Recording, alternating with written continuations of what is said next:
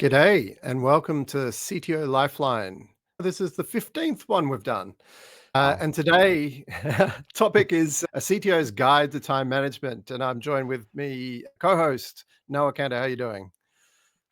I'm doing pretty well. It's what looks like one of our last warm, sunny days in Hawke's Bay before the winter really gets here.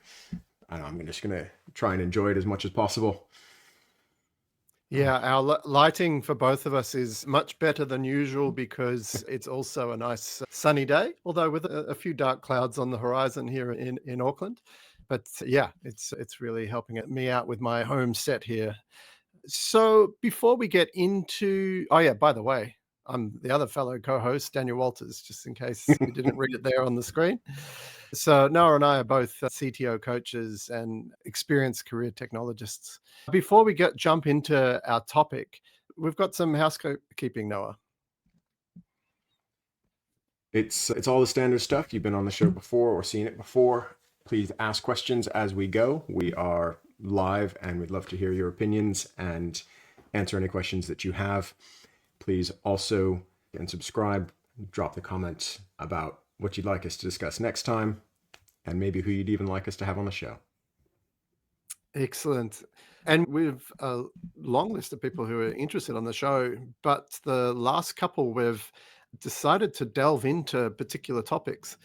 And one of the key reasons for me in wanting to do this is these are topics that come up in conversation with CTOs. As a CTO coach, I'm in working with a lot of CTOs, as is Noah, and there are common challenges. And so today we're digging into time management.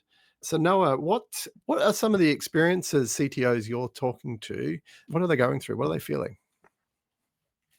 I think it's a very common feeling for CTOs to feel overwhelmed by just the sheer amount of stuff that they think that they have to do. It's something that came up in our conversation with Jakob in our last episode was just you step into the role of CTO, and for a lot of people, the expectation is that they will continue to be good at the things that they've done before, plus they have a whole bunch of new responsibilities.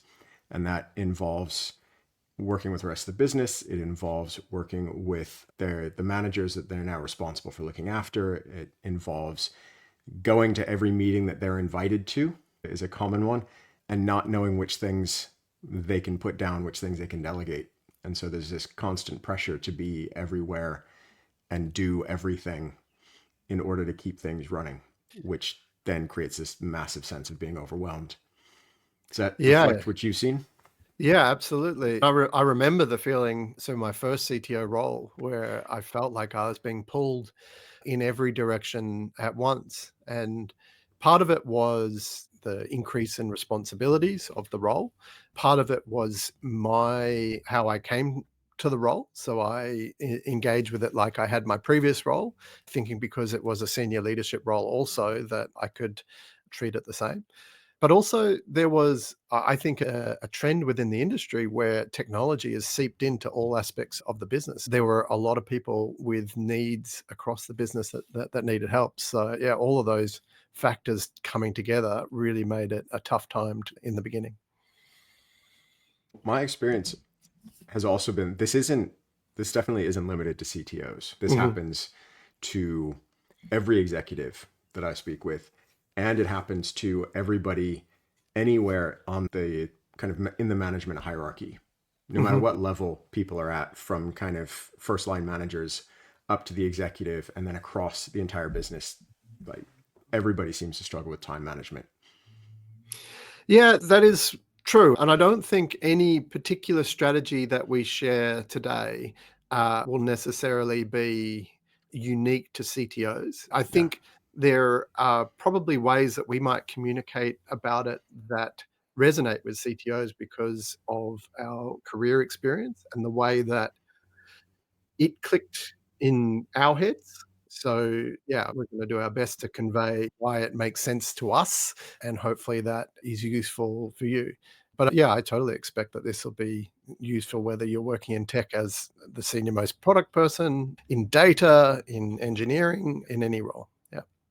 If I can just geek out for just a minute, I was suddenly reminded of this comment from Lord of the Rings where Bilbo is talking about being butter spread over too much bread. And that's, I think, the feeling that captures, that's the metaphor that captures a lot of the feeling that people I deal with are feeling. They're spread too thin and they can't cover all the things they need to. And they feel like there isn't enough of them to do everything they need to do.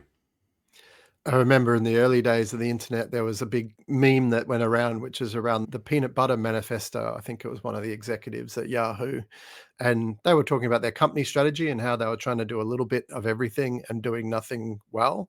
But that analogy can really apply to the experience of CTOs as well. You can feel like you're contributing because you're very busy, but if you actually sit down and look at the impact of all those activities, you might realize that you're incremental or maybe even going backwards.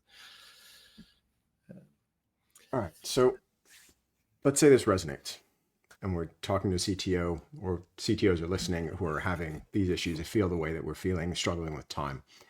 What impact does it actually have on the teams that they're working with? Mm. It's a great question.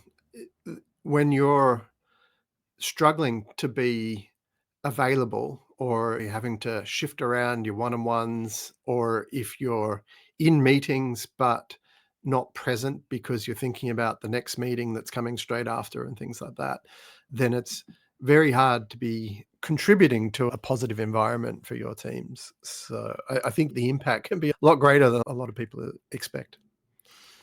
Yeah, I think it can be wide ranging as well. So when you don't take the time, or you don't feel like you have the time to do the work, then it impacts not just you and your own feelings, but obviously your performance. And one of the things that comes back is the idea that if I'm constantly fighting fires, then my peers, the CEO, the board, they all see me as being just focused on the tactics, just doing the day to day to survive, and not thinking about what's the long term strategy, what are we trying to achieve, and how can tech help us get there. Absolutely. And in my coaching, I have coaching relationships with CEOs and CTOs. And often when I'm working with CEOs, it's about the relationship they have with the CTO and other members of their executive team. And so one of the most common issues is, hey, my CTO feels like they're in the weeds, they're not available for strategic planning.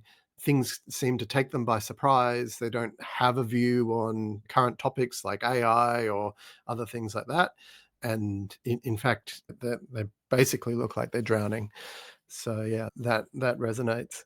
And if you, as a CTO, don't have time to put aside for deep thought, how could you possibly be ready for these conversations? How could you form a perspective? So yeah, reactive firefighting takes all that away from you. Yeah, and the job is to be the technology representation for the entire company, which you're going to be the most technical person on the senior team, on the executive team. And if you aren't there, if you don't have the time to think about these things, if you don't have the time to really to work on them and come up with ideas and thoughts, then you're not really going to be able to collaborate with them effectively. You'll essentially, even if you can show up for those conversations, meaningful contribution is going to be hard to come by. And we talked with Jacob in an earlier episode about the first team as well. So it's not just about being available for the CEO, but being available for your peers. There aren't too many initiatives or improvements that happen in organizations today that can happen in tech alone. So without those partnerships and collaborations and relationships, you can't get very far, or you feel you're in your silo and they're in their silo and you're throwing rocks across the chasm. I think that's a very common feeling. I know it resonates with me. It's definitely something I struggled with. These are, I think we've painted a good picture of some of the issues and some of the consequences, Noah. So l- let's provide some rays of hope. Like what are some of the things that you advise CTOs who are describing these feelings to you? One of the things that I do is I get them to lay out all the responsibilities of a CTO as they understand it. And it rapidly becomes clear that it's impossible for one person to do all those things.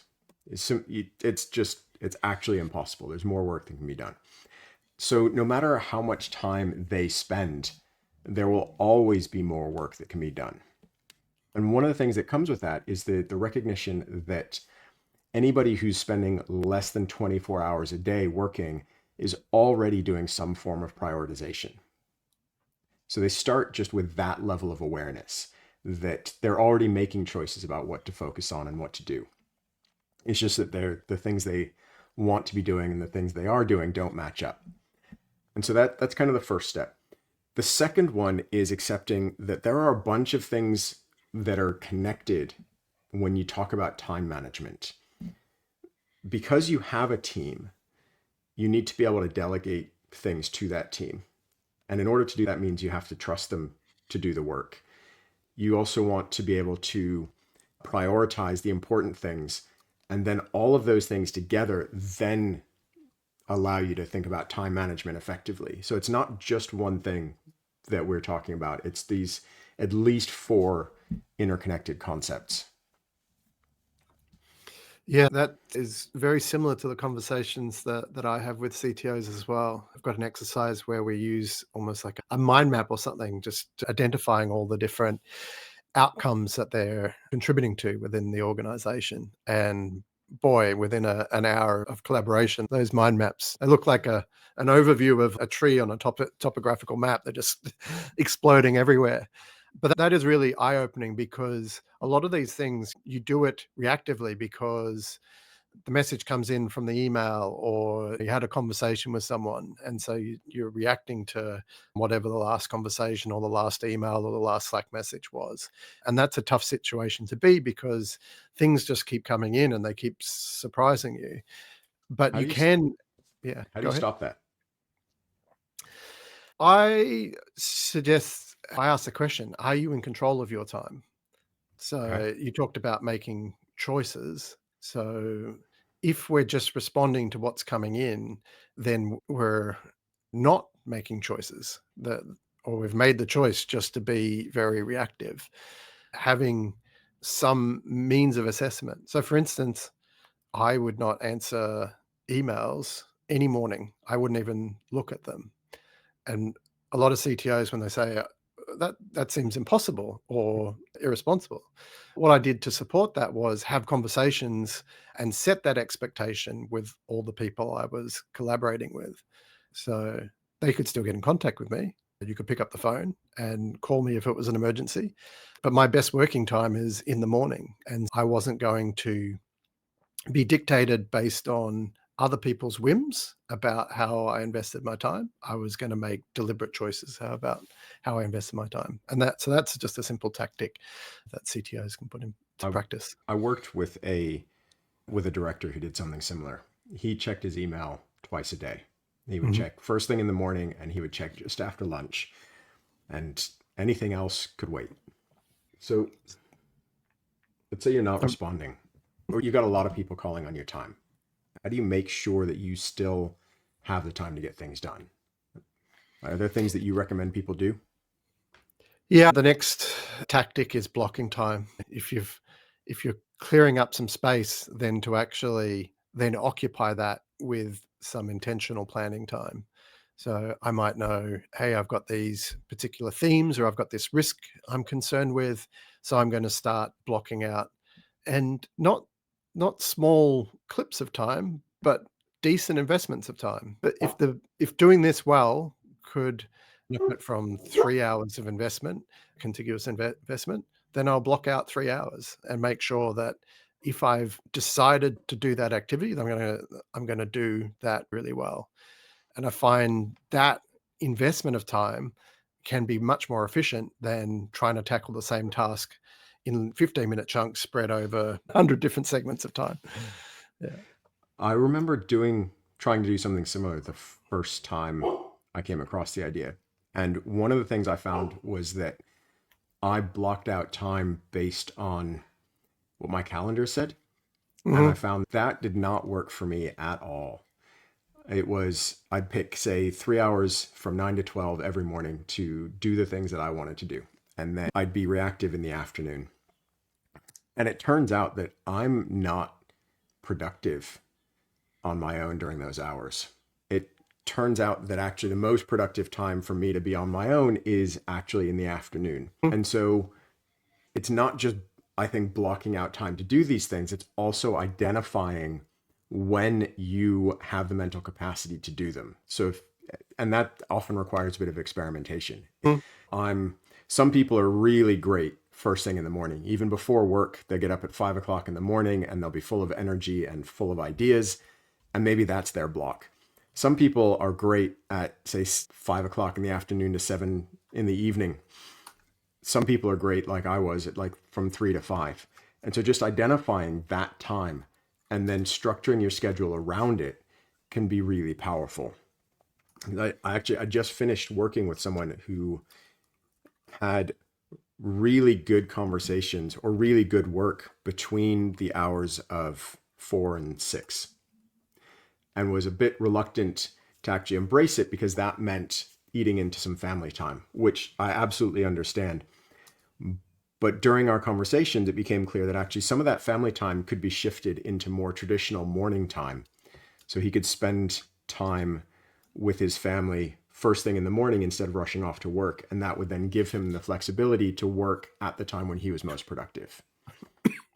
100%. Yeah, I think this is a great tip.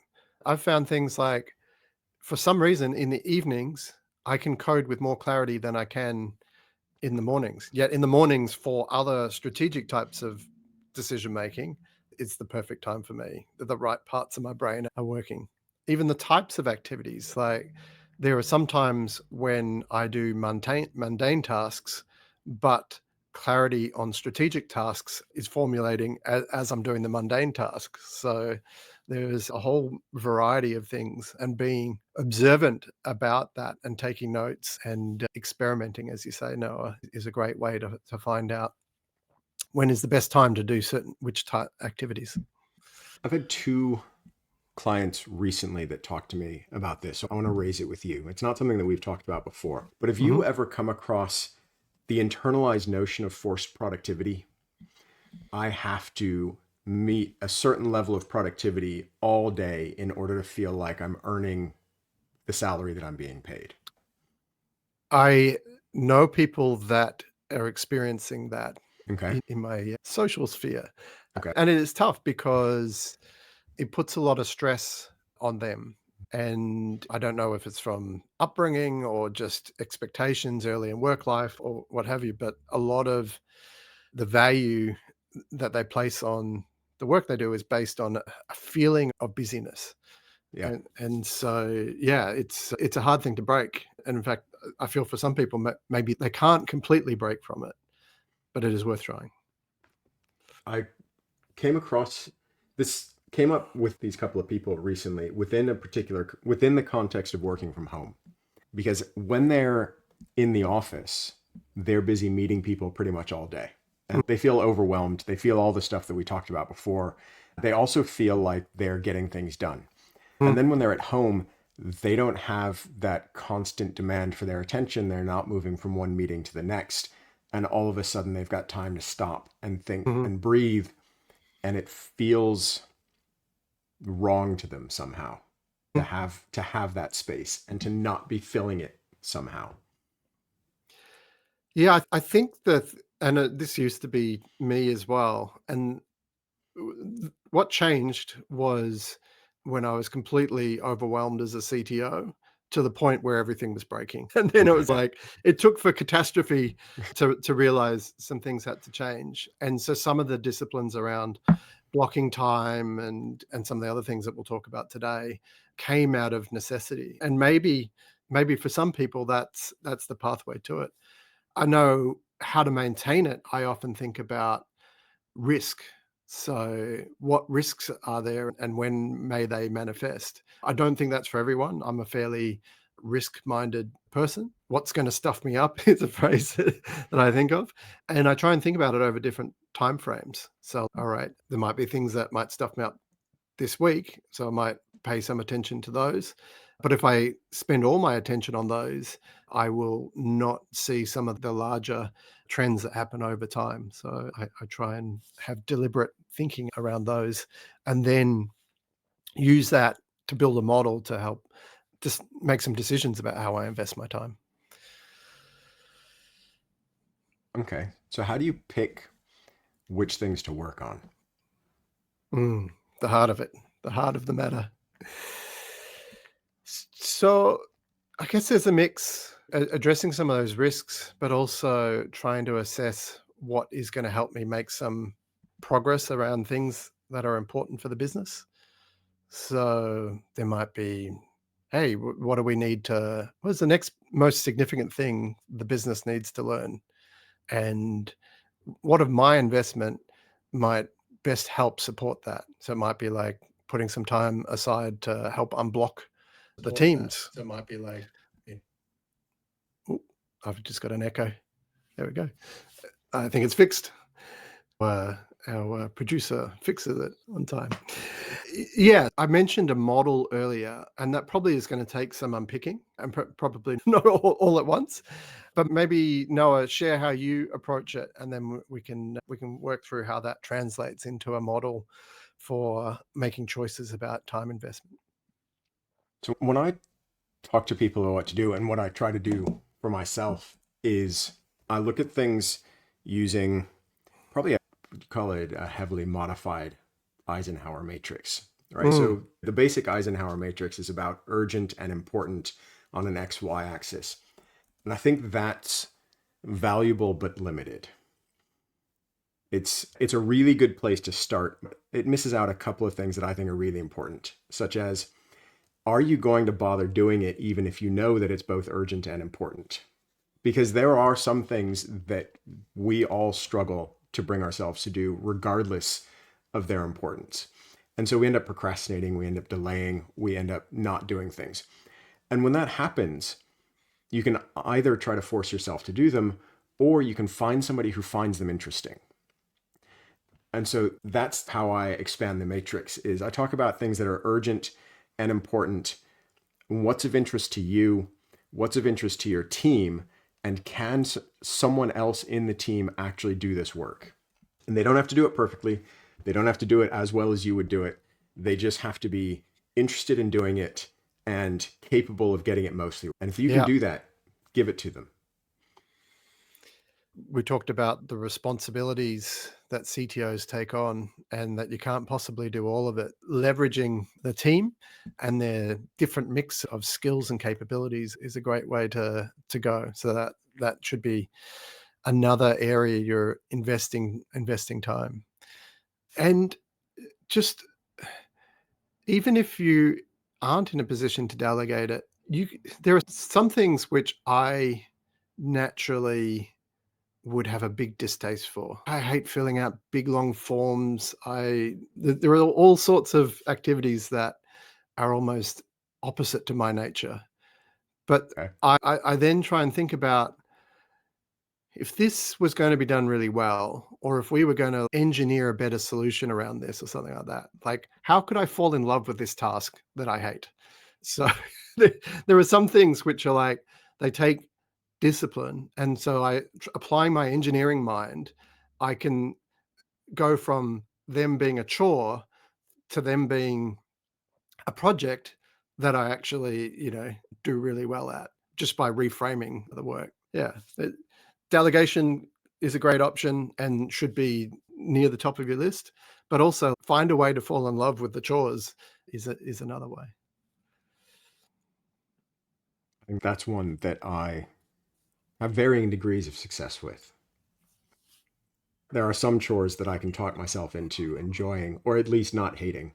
There are some where no matter what I do, I've never been able to overcome it. Yeah, I find that there's a lot in the whole mindfulness space and things like that, and being present and all.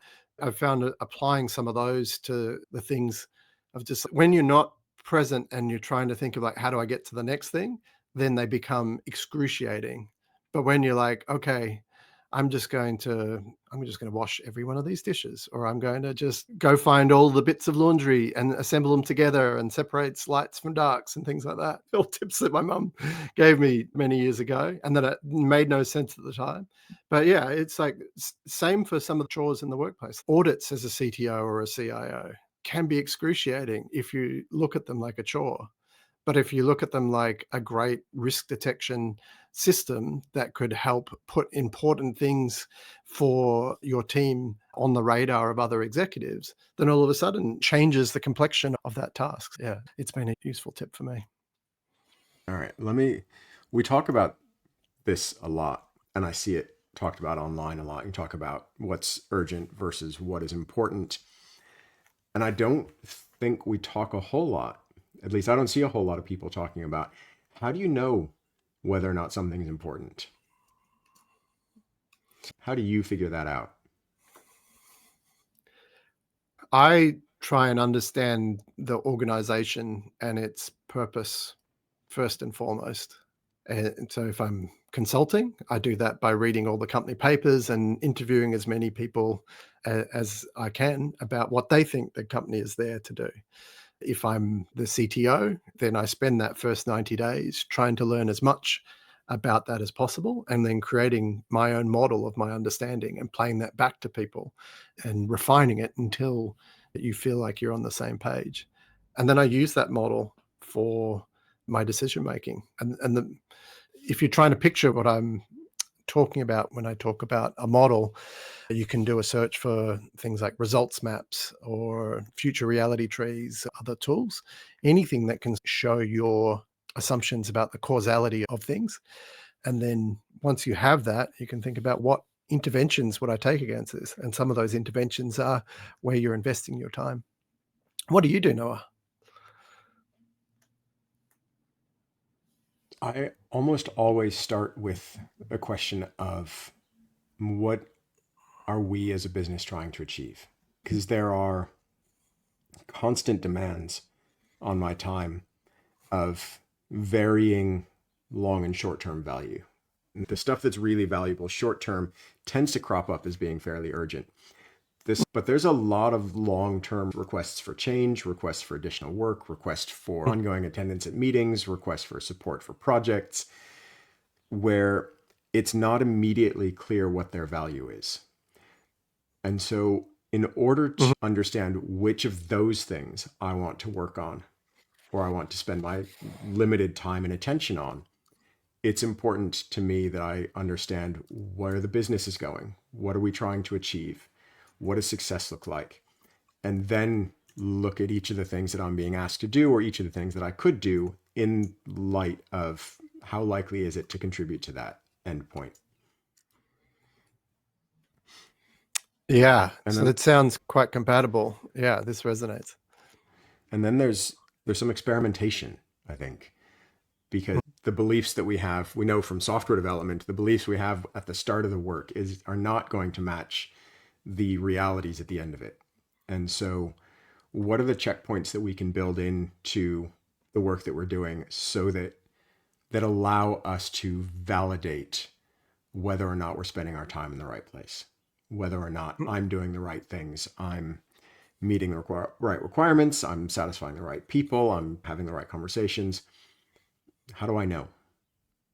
It's the speed of learning, which is important. So having means of assessing, are we learning the right things and are we moving in the right direction? Yeah, all of this resonates. I like to go backwards from the model that I mentioned before, and then I like things like outcome roadmaps. What am I focused on now? What am I focused on next? What am I focused on later? And not just have those as activities or projects, but more what are the outcomes on each of those time horizons that I'm interested in, and how do they relate to each other? There's Because a, then sorry, go ahead. then you're in a position to be able to say, I know what the trade-off is between this reactive investment this week versus instead investing my time against proactively against one of these other opportunities. There's a similar practice from one of the tools that you mentioned, the future reality tree, where you talk about the state that you want to be in the future, and then theory of constraints, which is where that comes from, has another tool called the prerequisite tree, which says if you want to achieve this income, or this outcome, rather, if you want this outcome, what has to be true in order to make that outcome happen? So that's the second to last step. And then in order for that to happen, what has to be true? And you work your way backwards from the outcome that you desire through all of the things that have to happen in order to get there. And then you can look at that as the outcome roadmap that you're looking for. What do I do first in order to meet the requirements of whatever I want to do second, whatever I want to do third, and eventually I want to get where I want to go? And all of that is based on logic. So some of it will be correct and some of those hypotheses won't be correct. So you don't just do that and then put it in a drawer. It's a living model. You can test against these and take what you're learning and update your model as you're going. Yeah, all of this sounds like it's time consuming, and it is time consuming, except for a future reality tree and a prerequisite reality tree or a current reality tree or any of these tools. It might take you a couple of hours, but that investment of a couple of hours could save you months on any of the issues that were covered within that model. So if we're talking about good time investments, some people, because they're used to being busy and like a 15-minute meeting here and 15-minute conversation there, and they're used to the time being spliced, it can feel like, oh, I don't have time to spend 3 hours on this. But the trade-off is that 3 hours could be for a payback of multiple months of your time back.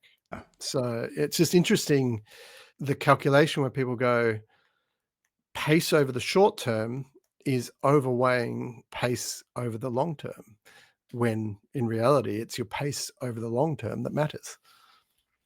And that brings something up that I don't think we touched on yet, but we have touched on before, which is the value of saying no. There's a whole lot of stuff. Once the implication of prioritizing the things you're going to work on is that you're deprioritizing everything else. You're not going to get to them. Either they aren't going to happen at all or they aren't going to happen right now. And that is something I think a lot of people struggle with, particularly CTOs who have come up in an environment where they haven't felt that they had the power or the authority to say no. And they were always delivering what other people had decided needed to be done. And all of a sudden, they're in a position of authority, they're in a position of power, and there's more than they will ever be able to do. And so getting comfortable with saying no to things, or even just asking questions that help make obvious whether or not something is important to work on, is, I think, a step that we may have overlooked in our initial conversations, but actually is really important. Yeah, the power of saying no is critical. So when you're making choices about how you invest your time, then the other side of that is you have to let people know that of the things that you won't be doing. And when, so I went into a CTO role, and the previous CTO had been saying yes to everything. So the CEO and the other executive peers had never really heard no before, but it was hurting the company, and the reliability and uptime of services was less than 99%. It was like 97. There was weeks and weeks of it downtime. This was a crazy situation. And so how do you make that shift? And so I'm not sure if people are familiar with the phrase the andon chord, but I gave some warning. I said, look, these are the things these are what our standards are. These are the things that would be acceptable or unacceptable. And then when they continued to be unacceptable, we pulled the andon cord. It's like, okay, we're going to stop new feature development and we're going to focus on these reliability issues until we've made some progress. And so that can help a CTO go from an environment where no one ever said no before to actually demonstrating the value of a well-placed no, and then slowly shifting the culture from there. How have you approached this, Noah? I've approached it from a slightly different direction, in that what I find is a common unspoken assumption in large parts of the non-technical areas of a business are that tech can do anything. There is no cost and there are no consequences for asking the tech team to do something else. Sure, we've got a schedule to keep and we've committed to it, but maybe we can just add this one thing and then add this one thing and then add this one thing. And everybody adds one thing. And all of a sudden you've blown all your budget and your deadlines and all your targets, and nothing has gotten to the point you need it to be at. And this has happened actually with multiple of the CTOs I've worked with. And I find one of the most effective ways to start dealing with that is just make everything visible. Just do it in the open. This is all the stuff that we're working on. This is how it was prioritized with the rest of the business. And now you're asking me to do something else. Well, that's fine, but I'm going to want the business's input to say which of these other things that we've already said is important isn't important enough anymore. And that often starts the conversation about actually time is limited, capacity is limited. These requests don't have zero cost. They're not free. And so we need to be more conscious about the things that we ask for. And that's actually really important, because you don't necessarily want to be in a position where technology is seen as the group that says no to the requests. You want to be in a position where the entirety of the senior leadership is all agreeing on what's important together. And then technology carries out its part of that. Yeah.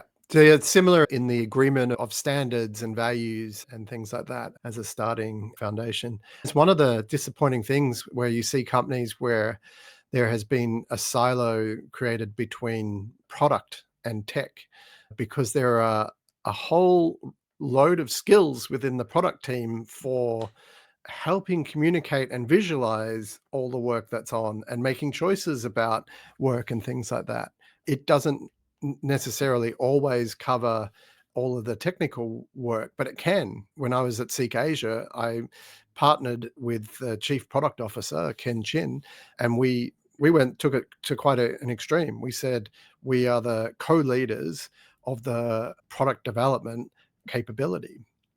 And that meant we worked closely together so that Ken could understand what investments in technology were doing to contribute to the reliability and security and other aspects, which were and all communicated in terms of that our customers could understand as well as our business stakeholders. So yeah, there are opportunities for the CTO to partner with people like the CPO, people in design, other things, in order to be able to build up a collective value model for what is healthy for the business to be doing, and therefore what to invest time into. And you've talked to me at one point, I know we've talked about a calendar audit.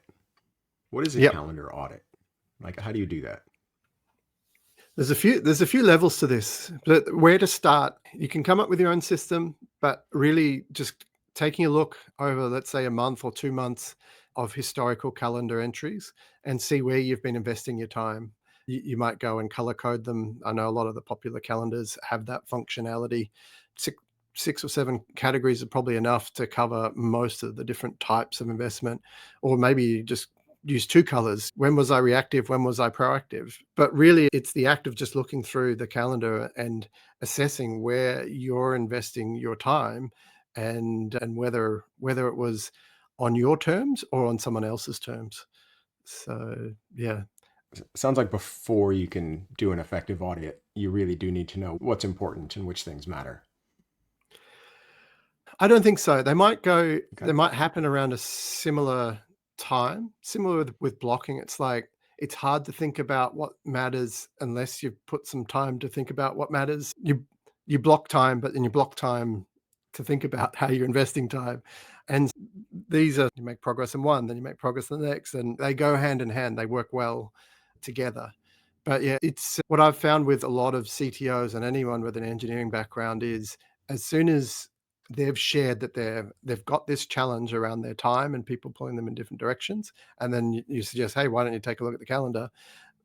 The engineering brain kicks in and they come up with a great way of assessing what's in their calendar. The main thing is just doing it and having looked through, because the realizations about that your time is being used on other people's terms for the majority of it is a revelation in itself. Yeah, there's a, I can't remember where it comes from now, but there's a quote that actually No, I think it's from Tom Sawyer from the Rush song. Choosing not to make a choice is still making a choice. So if you've just accepted everything that's in your calendar and you've never really thought about it, you're choosing to let other people dictate how you spend your time. And that might not be a conscious choice that you're making, but it's very real. And so it's that audit, I think, is often the first time people confront the fact that they've given all the power over their time away to other people. Yeah. In my coaching framework, one of the foundational outcomes is I am in control of my time. And the reason is because everything else builds upon that. If you're not in control of your time, then you can't make time for things. Because for other people's interests, that they are not actively thinking about the time you have and how you should be spending it. They're thinking about how they should spend their time. So yeah, it's a great place to start. As I mentioned, there's levels to it though. You can start there, but as you go further along in your ability to control your time, there's a lot more techniques about how you think about your calendar and how you signal to other people about how you use the time. So if anyone wants to have a chat about that, if you feel like you're great at the micro time management and you want to talk about the more macro stuff, I'm always happy to talk through those strategies with you. So, should we start to work through a bit of a recap now, or is there some more topics that are temporal in nature that you'd like to dig over? I think it's just worth emphasizing that you've been through your calendar, you've prioritized things, and there's still more to do than you can do. Mm-hmm. Like the next step or the step before, depending on how you want to prioritize things or what resonates with you, is to think about your team's capabilities and interests. And I know we touched on this earlier, but be really explicit about what are the members of your team capable of, what are they interested in, what are you capable of, and what are you interested in, and then look at what's going on and where your time is being spent or where it's being asked to be spent, and then get other people involved who are going to be helpful in areas that are important and that matter. And that leaves you to focus on the things that only you can do. And ideally that you enjoy doing, Mm-hmm. because that's really the sweet spot for any CTO is what are all the things that are necessary to get done, and do I enjoy them, and can anybody else do them? If you can make that the exclusive spot where you work, you'll be in a pretty good spot. And the way we've been talking about this is about your agency over your time. And so I think when you're thinking about whether it's delegation or having people be able to pick up responsibilities off your plate and add it to their own, you should approach that in a way that provides them agency as well, because that that is something that can grow. If you're spending some of your time thinking about how other people are spending their time, it's limited by your mental capacity for doing that, which is not scalable. But when the inverse is true, where everyone has agency over their time, but are aligned on some common aspects, whether it's like a common model of how the organization is thinking, or at least common context. What are the competitive situation? What's the market situation? What's the business imperatives? All of these things. Then each person in the organization can be making those choices optimized to what the collective is trying to do. So if it's good for you as the leader to have agency over your time, it's also good for your teams. Yeah. All right. So should we do a recap? Yeah. So we Mhm. started with the situation of the CTO. What were people going through, Noah?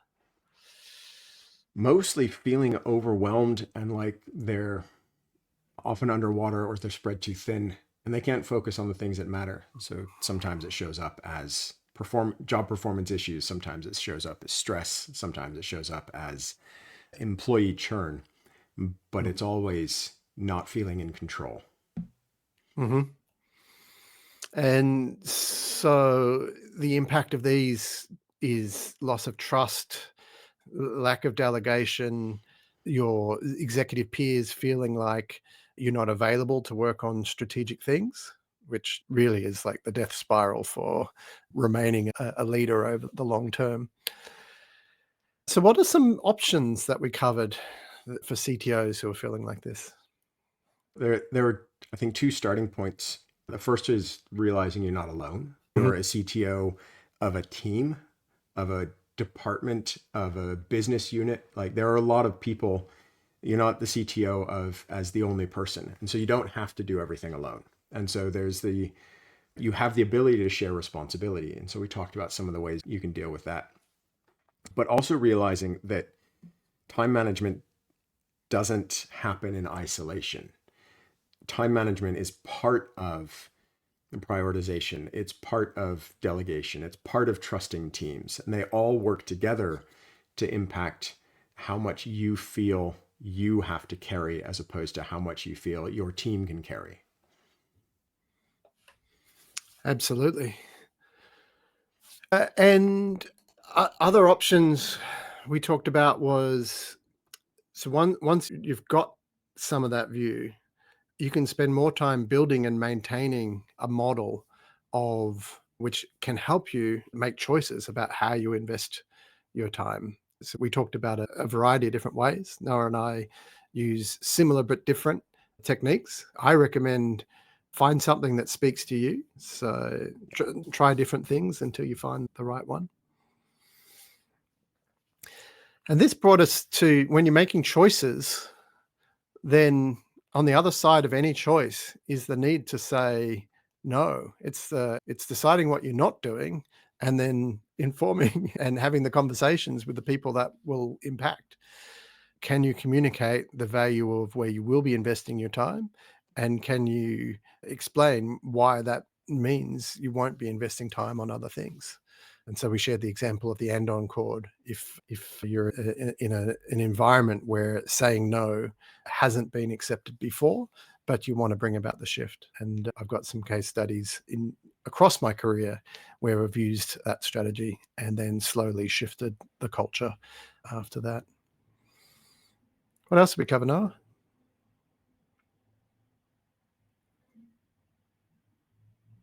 I think we've largely covered it. It's there is a bit about thinking about things from the future perspective of where you're trying to get to, work your way back from there.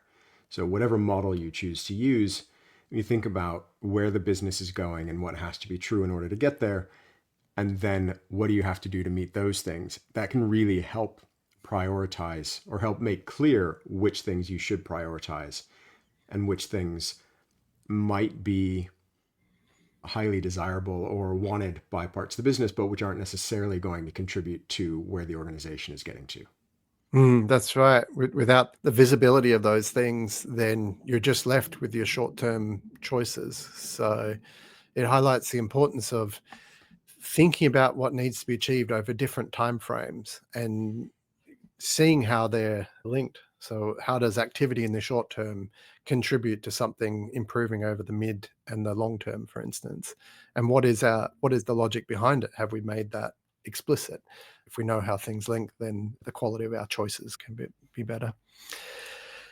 Excellent. So we could spend a lot of time talking about how we invest our time, and we're also great at having conversations with CTOs. We don't spend quite as much time as we did in this episode giving advice. The way I approach coaching is asking questions about what your situation is and things like that. And what I often find is you may have listened to today's episode and said, "Hey, I've heard of every one of these ideas before." And you know what? You probably have. The value of coaching is seeing where each of these could be valuable in context. So if you're feeling what the things we described at the start of the episode, and if you're up for a conversation and you want to help uncover options of what you can do next to help relieve this pressure, then get in touch with Noah or myself. We'd be very happy to help you out. So Noah, to that end, where can people find you? So it's going to be two places this time around. The first one is on my website. I've just wrapped up with a couple of clients, so I've got some time. So I'm in the process of having interesting conversations with people, and I would love to talk to anyone that has been intrigued by today's conversations and would like to explore it further. Whether you've got a problem for a one-off conversation or whether you would like to explore a long-term coaching relationship, you can find me at noahcantor.com. Coaching call, the promo of 2025 free coaching. The other thing is for the local New Zealand audience. I will be coming up to Auckland from the 24th to the 27th of June. I'll be free to get together for coffee or a drink or dinner. If you want to have a chat in person, you want to see me, I would love to see you. So I drop me want a to see you, line. Noah. So I'm looking forward to seeing you in Auckland. That's terrific. But yeah, Noah's here a few times a year in Auckland, so take the opportunity to catch up with Noah. Yeah, it's just a font of wisdom. Well, thank you. Now, you can find me through the greatcto.me site, and there's information about individual and group coaching I offer. There's also a heap of content and other services I provide. So yeah, if you anything about connecting with me, you'll find it on the greatcto.me site. And similarly, if you're interested in catching up in person, I do various events around Auckland, which we call the Tech Leaders Support Network. And so we do them in different suburbs, and I collaborate with different people in each suburb. So the next one, you can find it here on Luma. The next one is in Takapuna, and then coming up in the next few months, I'm going to do one in Onehunga, and previously we've done them in the CBD, Parnell, other places. So they're small group events. So a lot of us, the networking at large events can be a bit overwhelming. And what we've found is like getting together in a group of 10, 12 people around a table or two at a restaurant or a bar or a cafe makes for really great conversation. And yeah, CTOs, being a CTO can feel really lonely sometimes. And having a peer group that you can collaborate with and bounce ideas off and share experiences with, I know from experience it helps me, and it has been helping a bunch of people around Auckland. So yeah, if you're interested in that, check out that Luma calendar. Cool. We are out of time, Noah, after all that time of talking about time. Thank you very much for all of you who've been watching, and we will catch you next time on the next CTO Lifeline. See you later.